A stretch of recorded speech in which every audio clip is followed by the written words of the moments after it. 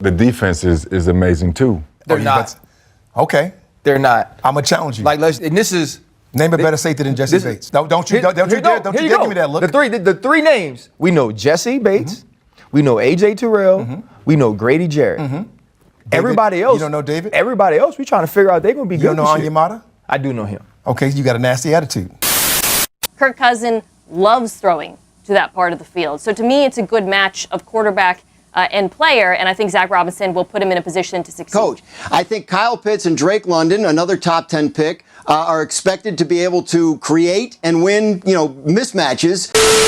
Howdy, welcome on in, my Atlanta Falcons fans. We have a great video for you guys today. I just want to really briefly talk about just two main topics, probably three in total. Kirk Cousins and what he has done in these 6 practices of training camp at this time that I've counted. What he has shown me just from the videos that I've been really extracting from the internet, from Twitter. I've been on the Atlanta Falcons YouTube channel, the multiple news sites that you guys have to see all the clips that's been going about. One thing about Kirk Cousins that he will not hide, actually, it'd be the #1 indicator to really make a point that he is done with football, and it's his emotion. Y'all remember that you like that when he was on the Washington Redskins?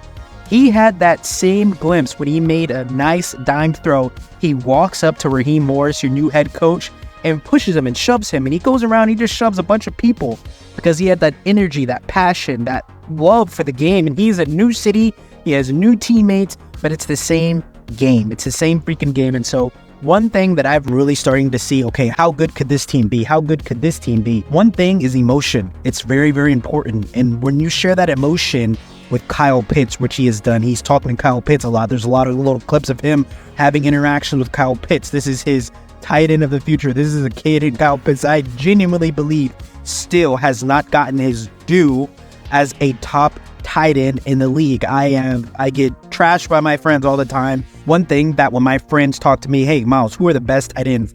Their brains, and I don't fault them for it, but their brains go straight to fantasy. If it's not a fantasy number, if it's not a fantasy high ranking, they don't want to talk about it. I always tell people, no matter what, when you ask me someone who is better is not fantasy related.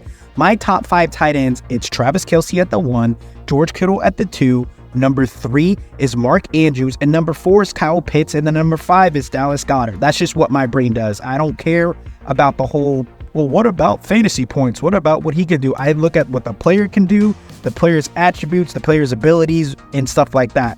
Kyle Pitts is a big wide receiver that can block better than most tight ends in the NFL. And this is something that I'm going to die on this hill. And even that regard, people want to talk about his blocking, fine, okay, whatever. Kirk Cousins is the best quarterback that Kyle Pitts has ever had. In period. I mean, even if you want to go to college, this is the best quarterback that Kyle Pitts has ever had. This is the most experienced quarterback that Kyle Pitts has ever had, and we can even transition that beautifully into Drake London as well. Guys, the competition is crazy at camp. When you look into all the articles that are being out there, you see this beautiful diagnostic of competition between AJ Terrell, Antonio Hamilton, you got Darnell Mooney, Ray McLeod, both competing at high levels. You had a catch where Kyle Pitts beats Jesse Bates on one-on-one reps. And, Raheem Morris is getting lit. He loves it. It's just an energy. It's just a passion. And I would also challenge all of you guys, go look at the pivot. Raheem Morris, your head coach, he's on it. And it's just this beautiful picture into this man's mind, the agenda that he has for the organization, for his team. He wants to bring belief into these guys. That's all they need. I understand, like AJ Terrell, coming out of Clemson, winning national championships, like having that pedigree to your name, and then going to Atlanta and things not really panning out the way you want to, postseason-wise, things not panning out the way you want. He wants to play into February. And then you have certain players like Kyle Pitts, like Drake London, where it's not their talent, but it's the collective bunch. That Drake London can outbody probably 98% of the cornerbacks in the National Football League. But the one thing that you need in order to outbody and contort your body the way he does to box out any DB is you need the ball to be put in the right position, in the right spot. And that's exactly what Kyle Pitts and Drake London are able to do.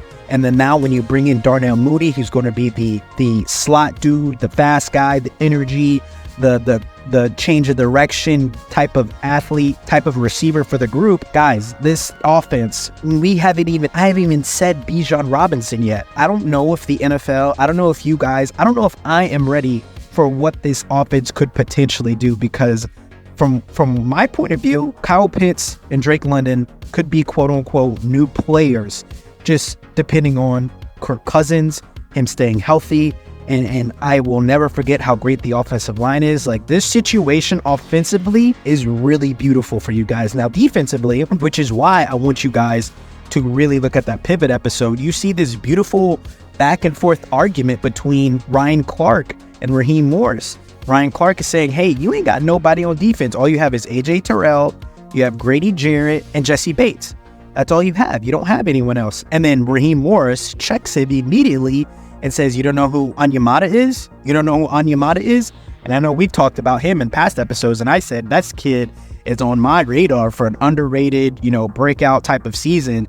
I think Onyemata is going to have an awesome season this upcoming year. But I would say that we all can agree that those are the major key things. It's this defense. Who are we going to get to stop the run? Who are we going to get to stop the interior pressure? Now, Grady Jarrett, we already know he's going to be there. I love Dorless, even as a rookie. I love the potential that Brandon Dorless is going to have even as a rookie. I really like his kit. I like his size. I like his length in the arms. And then just quickly, briefly, the clips that I've seen of him in camp, they look great. I talked about the Senior Bowl. He's a massive human being. And I just think Brandon Dorless and Grady Jarrett in the middle, I think that's going to bode for great things for the future. But Falcons fans, the reason why I really want to get a hold on where you guys are at just for when the season starts, I want to know if I'm a part of the hype or if I'm late to the game. What is the expectations for the Atlanta Falcons, Raheem Morris, and new quarterback Kirk Cousins in year one? What is the expectation so we can hit it, we can get there, and we can track it throughout the season? And if they get to it, we can say, oh, they achieved correctly, they overachieved, and or we say they fell short. I think with what you guys have, you have to win the division. You have to take it away from the Bucs. You have to take it away from the Bucs, and even more so, you have to sweep the Carolina Panthers.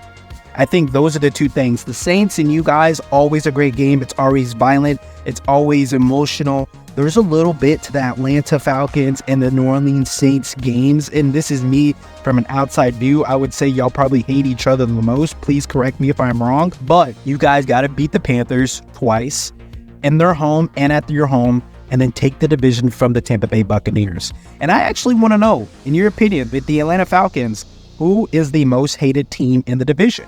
And am I right or am I wrong that it's the Saints? I just personally see, when I see these games between the Falcons and the Saints, that it's always the most violent. It's always the closest in score, unless the Falcons beat them badly. But I just want to know, from your point of view, what's the standard for the 2024 Atlanta Falcons? Because that's everything. That's going to mean, does Kirk Cousins get another shot next year? That's going to mean Drake London, is he looking for other places to go? And Kyle Pitts, is he going to be looking for other places to go when their contracts are getting to that point of conversation of, hey, re-up me, or hey, I'm going to take my talents to somewhere else? This is the end-all be-all right here. And the unfortunate thing about it with Kyle Pitts, in particular, probably a little bit more than Drake London, is when Kyle Pitts has to go into those offices, go into those meetings, when he wants to get his monies, when he wants to get that big old check, that extension, his stats is going to be all he really has. Their lack of stats. And when we all believe, I'm not even going to say all, because I think I'm by myself. Kyle Pitts is a 1,000-yard receiving tight end every single year, period. All the way up until he's 28 years old, 29 years old, he should be having 1,000-yard seasons and double-digit touchdown seasons, and of course, multiple catches in each game. He has had a bad hand at the quarterback position his whole career. And I am hoping and praying for his sake. I like Kirk Cousins. Kirk Cousins already made a buttload of money. He's won a lot of games. He's lost a lot of games. His life is great. He's a great man. I like him. For whatever reason, even over Drake London, I want this situation to pan out beautifully for Kyle Pitts, because that's a kid who I've been banging on the door for him to get his money, him to get his due. And I'm a Bengals fan. So when we were drafting Jamar Chase, Kyle Pitts was the second dude that I wanted the Bengals to draft, the tight end, a tight end. But he's clearly been more than a tight end in my eyes. And so let me know what you guys think in the comments. I would love to hear back from you. And do not forget to like, comment, and subscribe.